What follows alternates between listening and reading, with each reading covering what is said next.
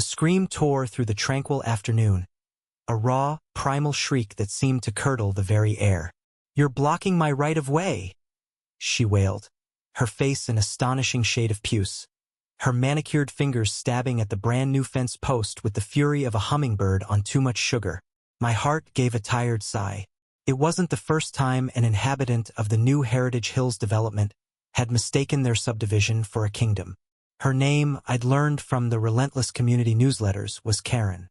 Of course it was. I just stood there, a half-empty thermos of coffee dangling from my hand, the peaceful silence of my ranch a stark, bruised contrast to her shrill rage. "Ma'am," I began, my voice a low, steady rumble, but she cut me off, a tidal wave of righteous indignation. "Don't you ma'am me. This is an HOA-mandated pathway. My dog, Precious, has a constitutional right to walk through here." She took a step forward, expecting the fence to simply yield, and slammed straight into the rough-sawn cedar. The thud was a strangely satisfying punctuation mark to her tirade. For a split second, she looked genuinely surprised. Then, the surprise morphed back into pure, unadulterated fury. "This is an obstruction. I'm calling the police. I'll have you arrested, and I'll see to it that you never build anything in this county again," she shrieked, her voice cracking. "Oh, honey, I thought you have no idea." I took a slow sip of my lukewarm coffee, the bitterness a welcome counterpoint to the saccharine absurdity of the moment. "You're welcome to call, ma'am," I said, my gaze sweeping past her to the neatly trimmed lawns behind her. "I'm sure they'll be here in no time." Her eyes narrowed. She had no way of knowing the police were already here. My niece, Deputy Clara Jensen, was leaning against the passenger side of my dusty pickup, a subtle, knowing smirk playing on her lips. She had just dropped by for a quick chat and a glass of lemonade, and now she was getting a front-row seat to the daily circus. Karen, in her tunnel vision of fury, hadn't even registered her. "The rules are very clear," Karen puffed, holding a laminated pamphlet like a holy text. "We have a covenant, a right of way. This is a violation." Her voice rose, hitting a piercing decibel that made my dog, a lazy old mutt named Hank, stir in his sun-drenched patch of grass and let out a single, exasperated groan. I almost chuckled. Hank felt my pain. "Ma'am, there are no HOA covenants on my land," I said calmly, gesturing to the expanse of my 100-acre property. "This fence is on my private property line, a full 10 feet inside it, in fact. You can check the county records." The words seemed to hit her like a physical blow. She staggered back, the smug certainty draining from her face, leaving a pale, sallow canvas of doubt. But, the developer said. She stammered. I just nodded, letting her struggle. The truth was, the developer had sold a lie, promising access that wasn't theirs to give. My late wife and I had purchased this land from an old family trust, long before this housing tract had even been a twinkle in a developer's eye. We'd wanted a quiet place, a real slice of the country, and for a while it had been. I watched her, her chest heaving, her perfectly coiffed hair starting to wilt in the humid air. I felt a fleeting, weary sympathy for the kind of person who could get this worked up over a dog walk. But then she pulled out her phone. "I'm calling the sheriff's office. I'm calling the news. You'll be a viral sensation. A pariah," she threatened, her voice a desperate, cracking whisper.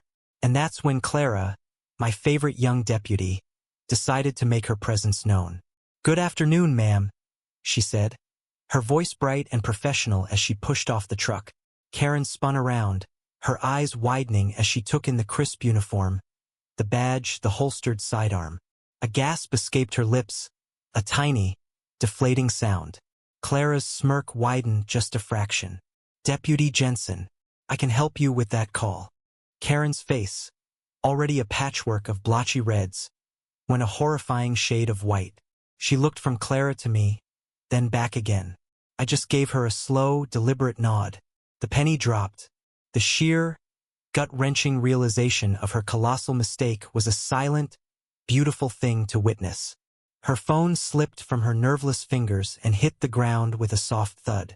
The sudden silence was deafening. You're?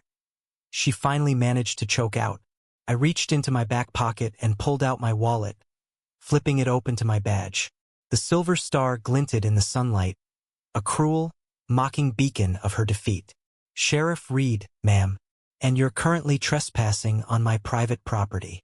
It was as if someone had pulled a rug out from under her. Her knees buckled just a little, and she had to grab a fence post to steady herself. The bravado, the screaming, the theatrical fury, it was all gone, replaced by a deep, mortifying shame.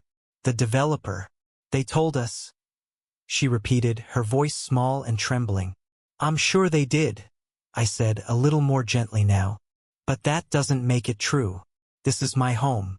This fence protects my land, my cattle, and my family. I gestured to the vast, open fields behind me. And it's been here a lot longer than your subdivision. A single, fat tear rolled down her cheek, leaving a glistening track through the caked-on foundation. Her shoulders began to shake. Was this a genuine emotional breakdown or just another performance? Couldn't tell. But the rage had left her entirely, replaced by a hollow, pitiful emptiness. She wasn't just losing an argument. She was losing a piece of her identity, the power she derived from being the Karen. I'm so sorry, she whispered, the words barely audible. I didn't know. I just gave her a quiet look. Ignorance isn't an excuse for aggression, ma'am. It just makes the landing a lot harder. She turned and stumbled back towards her manicured world, leaving the perfect, suburban utopia for what it was. Her dog, Precious, had long since wandered off, likely to find a more peaceful spot to do its business. I watched her go, a small, weary smile on my face. Clara came over and clapped me on the shoulder, her laughter a soft, amused murmur. She won't be back, Uncle John. I knew that. It wasn't about the fence anymore.